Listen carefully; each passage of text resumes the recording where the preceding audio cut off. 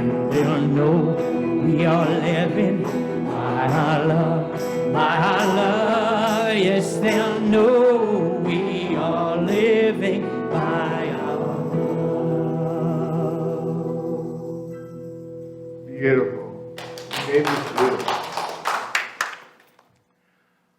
Well, it's been such a wonderful journey, allowing these Beatitudes to reveal to us the deeper wisdom that can inform our lives and bring us greater connection with God and with each other. And it's no small thing that for our fifth Beatitude, we are continuing that journey. Today's talk title, The Beatitudes, Choosing Compassion. Now, this wisdom of our master teacher Jesus, it informs us that, oh, what a great teacher. Because this Sermon on the Mount is such a culmination of wisdom. And I am excited that we're on this journey together. Now, we start with looking at a familiar translation from the Bible. This is Matthew chapter 5, verse 7. Blessed are the merciful, for they will receive mercy. Now, that's pretty easy to understand. If we're mercy, if we're loving, if we're compassionate, then just by the fact that we are embodying it, we're going to receive it. But let's continue to dive into this wisdom. Because as we know, when we unveil the depth of the Aramaic language, which was Jesus' native language, it is a language with layers of meaning, which makes it a little challenging when you're converting a language. I know that this is true for Sanskrit. It's true for the native Hawaiian language. There's multiple meanings behind every word and phrase. So I turn to the wisdom of the author Jennifer Kennedy Dean. And here she describes the Aramaic word, now this is the word for mercy, is rame.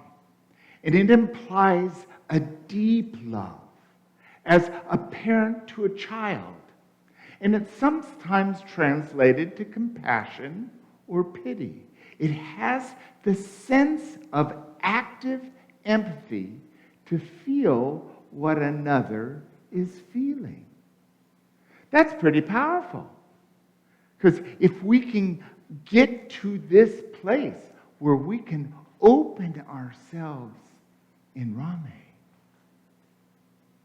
identifying that we have a deep love for ourselves, and we extend that deep love into the world, our relationships change.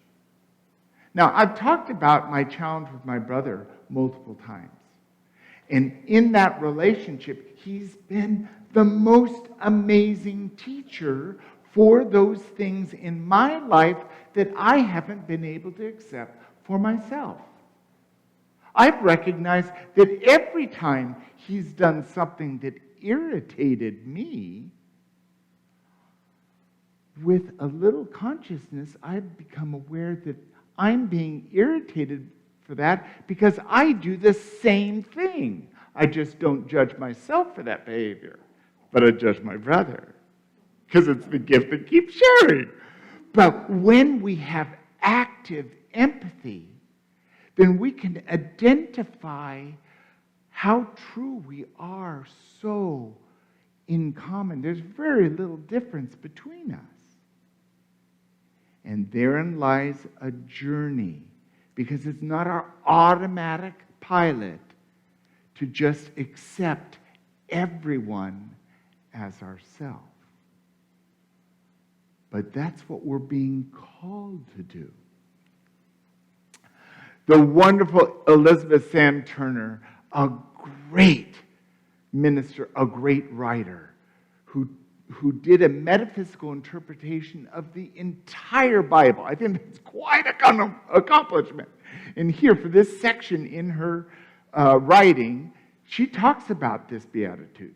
We are only merciful when we realize that we are all brothers and sisters, and that the good for one is the good of all, and act accordingly. Now that's choosing compassion. It's choosing compassion that each of us is on this journey, and what's good for me is good for you. And that doesn't mean you need to change what you're thinking, what you're feeling, what you believe, but we can love them just as they are. Again, this is so powerful. This morning, when I was aware of the force of nature that's approaching New Orleans, I went to a deep place of love, and I extended my love, which could either be concern or worry, or it could be love, identifying that those brothers and sisters in New Orleans have everything in God to assist them through whatever they need to face this day. And that compassion brings forth the opportunity for me to stop and realize there is something I can do, but God is doing the real work. Because God is the extension, the unchanging energy within each one of us, restoring each of us to wholeness. So as we go through this day, I invite you to join me in choosing compassion for all those in the region of Hurricane Ida.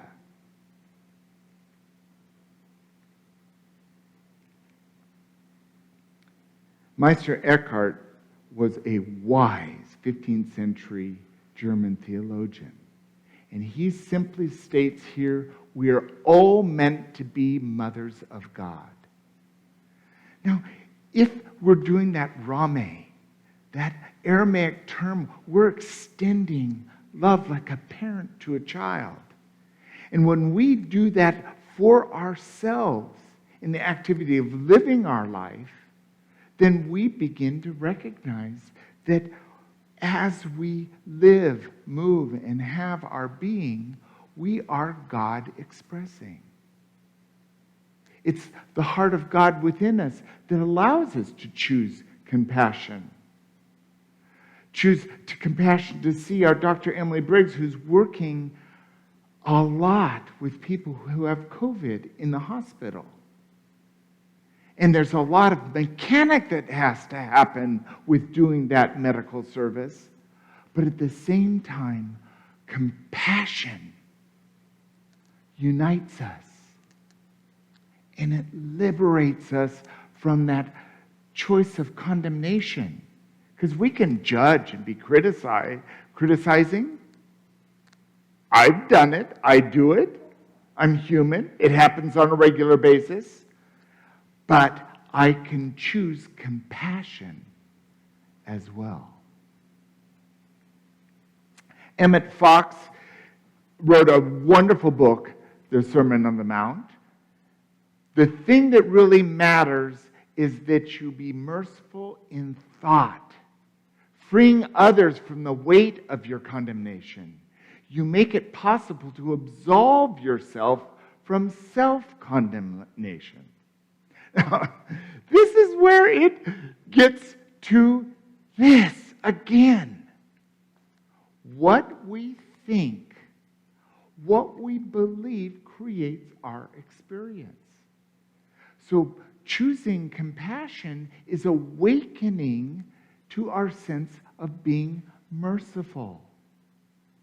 Because that same thought pattern can be very harsh.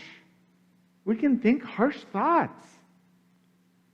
And just because someone doesn't look at life the same as we look at life doesn't mean we need to condemn them. We can wrap them in love.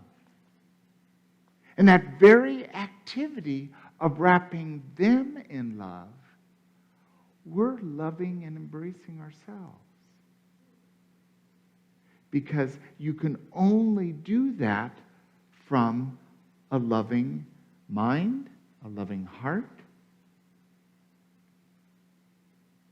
That judgment and criticism and condemnation comes from fear, and it begets more fear. So be aware of where we're holding our thought. And we can change our mind at any time. This was taught by our co-founders, Myrtle and Charles Fillmore, over and over and over again.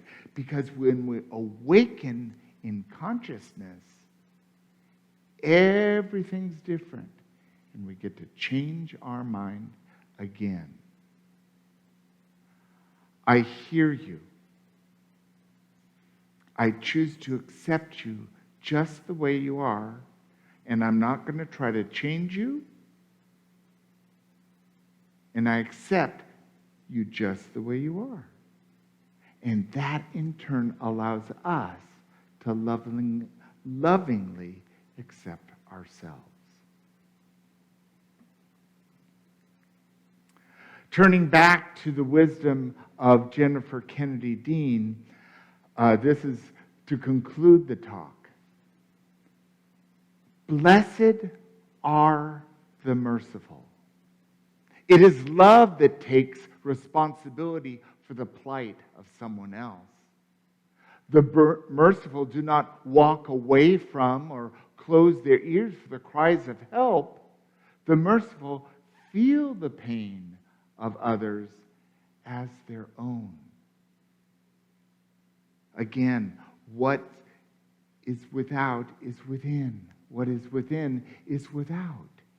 And that's our journey to recognize. And it's very easy to do this with all of us here, all of you online, with the people that we love, the community we respect, that we're inspired by, that we're lifted up by. But we also need to extend it to our neighbors or co-workers or family that don't look at life the way we're looking at life. But they are one with God as well. And we can feel our way through this. And choosing compassion, once again, awakens us to divine love. And that's worth noting as this great teaching guides us on this journey. Thank you.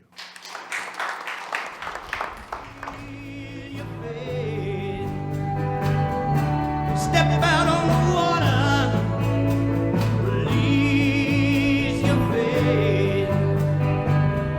Every step is stronger. Step out on the water.